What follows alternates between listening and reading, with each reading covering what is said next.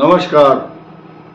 आज एक नया विषय आपके समक्ष, मंगल की दशा कैसी होती है, किस किस राशि वाले के लिए, किस किस लग्न के लिए, किस किस आयु में ये दशा आपके लिए लाभदायक या हानिकारक होगी, कौन से लग्न कौन सी राशि होगी तथा इसमें क्या उपाय कर सकते हैं और मंगल कितना इम्पोर्टेंट ग्रह है। आपके बॉडी में जो रक्त प्रवाह हो रहा है मंगल के कारण ही होता है। आपका ब्लड प्रेशर कब बढ़ता है ये भी मंगल ही बताएगा।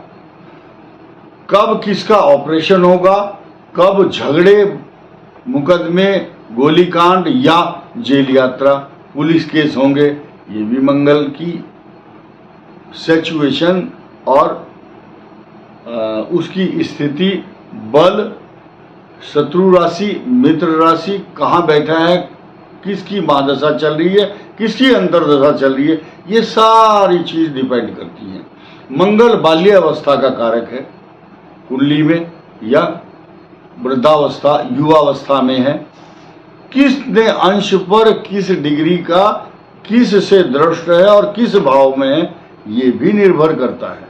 लेकिन हम महादशाओं का एक साधारण सा फल जो शास्त्रों में वर्णित है और ये बताना इसलिए आवश्यक है क्योंकि मंगल अब मूल त्रिकोण में आने वाला है ठीक 7 दिन के बाद, 8 दिन के बाद, और केतु के नक्षत्र से परिभ्रमण करते हुए शनि से दृष्ट होता हुआ, शुभ ग्रहों से ओझल होता हुआ या उनकी दृष्टि नहीं है। केतु के नक्षत्र से परिभ्रमण ट्रांजिट करता हुआ अपने मूल त्रिकोण में प्रवेश करता हुआ मंगल, ये सिचुएशन 12 की 12 राशियों के ऊपर घटित होती है क्योंकि मंगल की दशा सब धरणी सुतो बुधश्च, भूमि का पुत्र है मंगल, और ज्यादातर स्वाति नक्षत्र, आर्द्रा नक्षत्र, शतभिषा नक्षत्र, इनकी जीवन में मंगल की दशा नहीं आती है। 99.99% नहीं आती। एक्सेप्शनल केस होगा जो इन 3 नक्षत्रों की मंगल की दशा आएगी। खैर वो अलग मैटर हुआ। आज के समय में मंगल की दशा किसके लिए मंगलकारी है और किसको अमंगल कर रही है, आइए जानते हैं और बात करते हैं। देखिए, मंगल ग्रह भूमि का कारक है, मंगल ग्रह नौकरी का भी कारक है। किस विभाग में, सेना में, पुलिस में या पैरामिलिट्री फोर्सेस में जाने का कारक बन जाता है अगर भाग्येश हो, दशमेश, लग्नेश, मंगल की अधिकता या मंगल सबसे पावरफुल है। अष्टक वर्ग में कौन सा, सर्वाष्टक वर्ग, आपके नवांश की क्या पोजीशन है या आपके D10 चार्ट, D9 चार्ट अलग अलग, इनका विश्लेषण करने से पता चलता है। अब हम बात करेंगे इस बात की कि जो मंगल है वो उच्च राशि में क्या प्रभाव देगा, कर्क में अलग देगा, मूल त्रिकोण में अलग, वृश्चिक राशि में अलग है, ये सब रिलेटिव आपस में।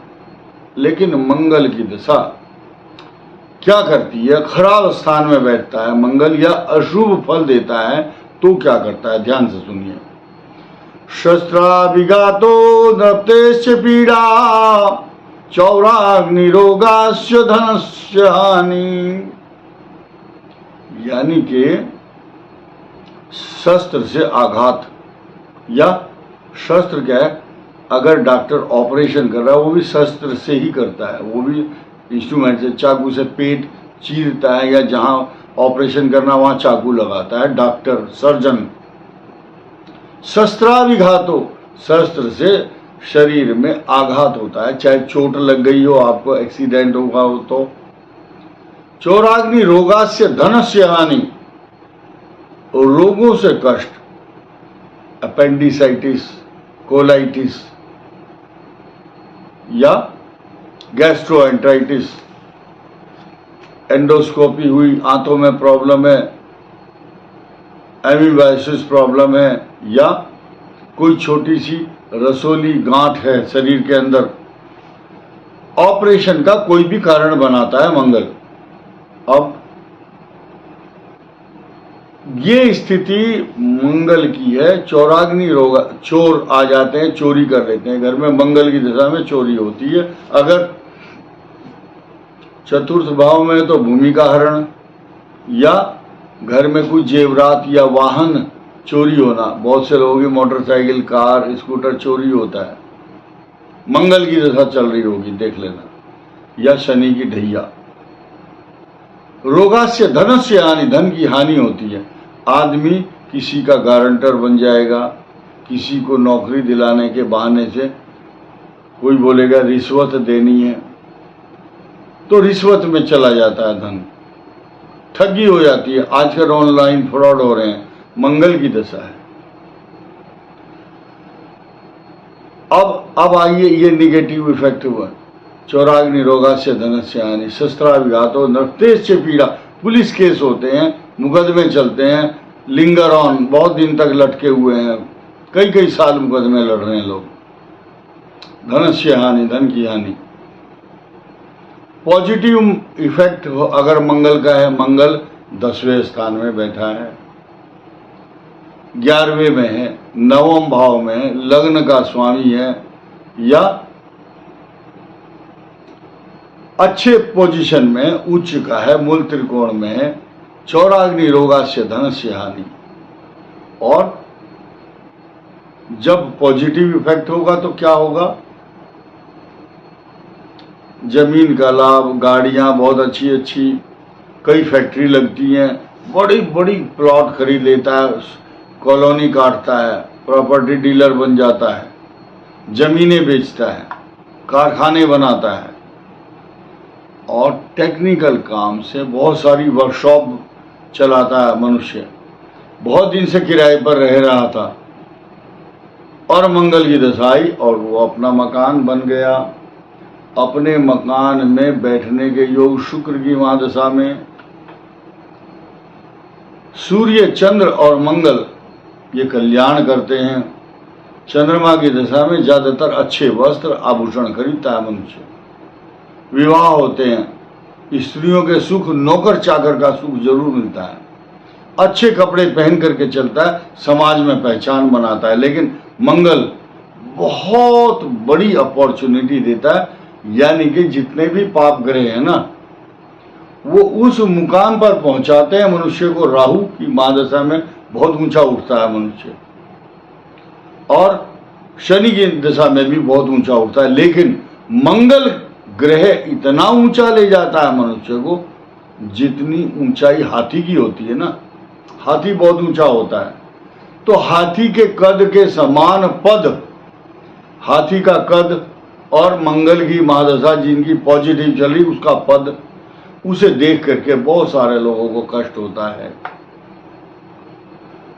हाथी जब गांव में आता है तो सबसे ज्यादा परेशान कुत्ते होते हैं।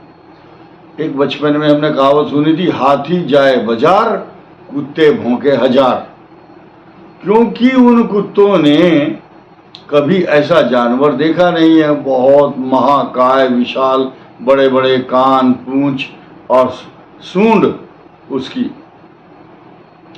तो कुत्ते भौंकते हैं, भौं भौं भौं। अब वो क्या है, वो किसी से बात नहीं करता, सीधे चलता है, पीछे दाएं बाएं नहीं देखता।